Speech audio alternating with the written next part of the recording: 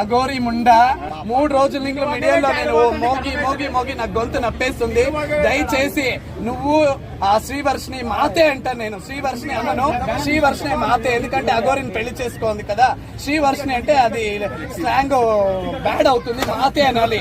వర్షిని మాతే, శ్రీవర్షిని మాతే. మీరిద్దరు రాకండి, అక్కడే వెళ్ళి ఆ కాశీలోనో ఆ గంగలోనో పడి చావండి. దయచేసి ఇక్కడ రాకండి. వస్తే అఘోరి ముండా, నువ్వు దరిద్రం దానా బ్రష్ పట్టించేసావు సనాతన ధర్మ అని.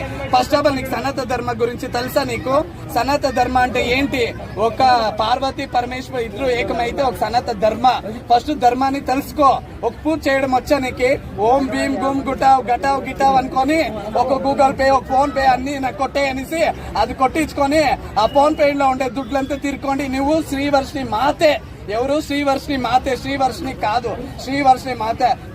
నువ్వు నీ మీసాలు, నీ ఒక లిప్టిక్, నీ ఒక ముక్కు పుడుకులో, నీ ఒక ఆర్టిఫిషియల్ జుట్టు, నువ్వు నాకు దొరికావంటే వస్తే అఘోరి ముండా నిన్ను కైమా కొట్టి నూనెలో ఓడిచ్చి ఇప్పుడు కాకులకి గద్దులకి వేస్తాను ఈ పాటలో.